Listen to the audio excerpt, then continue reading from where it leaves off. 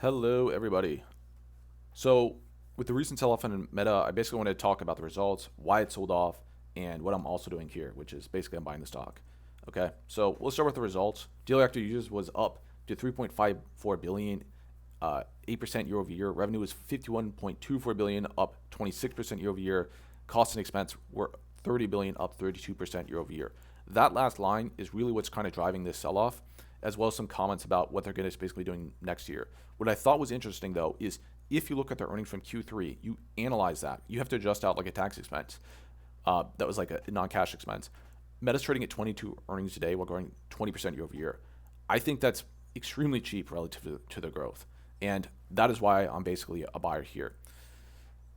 To understand their sell-off, we really need to look a little bit deeper at their expenses, right? So for 2025, their expenses were guided up slightly to be 116 to 118 billion, reflecting 22 to 24% year-over-year growth. Capex is 70 to 72 billion, which is basically all their free cash flow is going into expenses and capex. For 2026, Meta expects significantly faster growth in both expenses and capex, driven by expanding AI and compute infrastructure. So in the earnings call, Zuck basically said, for next year, we're going to spend more money on basically capital expenditures, AI, and I'm sure hiring. This is why it sold off. And people are getting a little bit of PTSD from the metaverse. The last time that Zuck went all in on something, he's doing it again. But I actually think this is the right call, and I'm going to explain why that is. The recurring theme is there's not enough compute. And if you go back every year from the time this AI boom started, people have underestimated how much compute that they need, how much they should be investing. And the irony of all this is if Amazon and Google and Microsoft had invested more in building out data centers a year ago or 2 years ago, they would have made more money this quarter because they didn't build enough compute. So Zuck basically says we're building an industry-leading amount of compute. I think it's the right strategy to aggressively front-load capacity, so we're always prepared for the optimistic cases. If it takes longer to get AGI, they'll use the extra compute to accelerate our core business, which continues to be able to profitably use much more compute than we'll be able to throw at it. We're seeing very high demand for additional compute, both internally and externally. He basically then goes on to say, like, we do not have enough compute for ourselves, and people are coming to us asking for compute. So they are using all the compute they have today. You do not get 25% year over year growth if you are not using AI, right? That is why they need so much compute.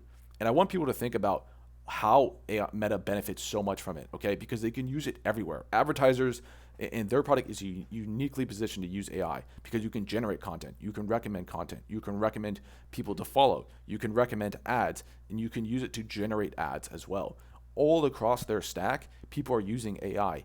That is why they have so much compute and they need so much compute. And what's been interesting is we've been seeing this in all the social media users have been having record results. So Meta, I guess Google is not social media's advertiser, but Reddit's been doing phenomenal because of AI, because it makes their product so much better. Okay, so Meta generated greatly. They don't just need it for AGI, but I thought they did a good job of addressing like how much is benefiting this. Right? Say worst case scenario, we're just building new infrastructure that we grow into. The upside is extremely high for both existing acts and processes and businesses that are possible to build. Our AI recommendation system are getting much more relevant content. Video is a particular bright spot, with video time spent on Instagram up more than 30% since last year. As video continues to grow across our apps, Reels now has an annual run rate of 50 billion. Okay, 30% is huge for a business the size of Instagram. Okay, so they're seeing real tangible results from their investments in AI. He then goes on to say our annual run rate for complete end-to-end AI-powered tools is 60 billion. When you look at the worst case scenario, they're basically like, look, we're using this all over our platform. We can develop AGI. We could also potentially rent these servers out. And along with the recurring thing of people not estimating enough compute, them going in on this makes complete sense to me. And I think it's the right call. They're not thinking about this emotionally. They're speaking this from experience. If we have underestimated how much we need, maybe we should go in and estimate optimistically. So that is basically what Meta are doing right now. I want to talk briefly about the metaverse and the concerns here. Meta spent 75 billion on the metaverse nominally, right? That is 1 year of their free cash flow. That is literally like, when you think about it from the perspective of the business, that is nothing. You spent 1 year betting on this, and financially, it didn't work out. Okay, people, it hasn't been nearly as damaging their business as people think it is. And if they had spent that money instead on buybacks, like I think optimistically their earnings might be like 20% higher today, but somewhere like 10 to 20%. But that kind of aggressive investment is also what led them to acquire Instagram, which is worth hundreds of billions of dollars today. Okay, and $1 billion in 2012 when they bought Instagram was a lot of money. That was a ballsy bet back then. So it's hard to forget how crazy it was at the time. It would be like OpenAI spending 50 billion for like Cursor or something today, right? Where you're just like, there's no way that makes sense. And of course, it did end up working out for them.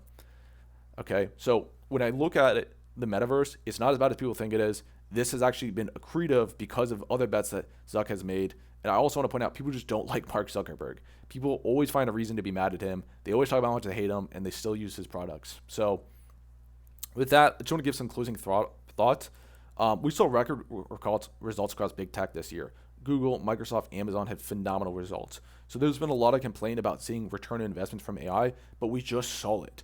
Every single company posted record results, including Meta, who's been investing a lot, saw record results in the usage of their products, right? I also want to point out that Mark Zuckerberg and the CFO, Susan Li, are like brilliant people. They understand basic math here. They know like 2 + 2 = 4. Okay, they're never going to put the business in a situation where they can go bankrupt. The worst case scenario, I view it, is they can just stop investing in CapEx if it doesn't work. That it really is the biggest risk. Okay, and I think it's very unlikely. My sense is that they'll be okay here. I think the share price will hit 800 in the next year, and I actually think Meta will be ahead of the curve and probably correct on this. The last thing I point out is if you bought 70% at the peak, you'd still be up 70% if you bought the peak in 2021.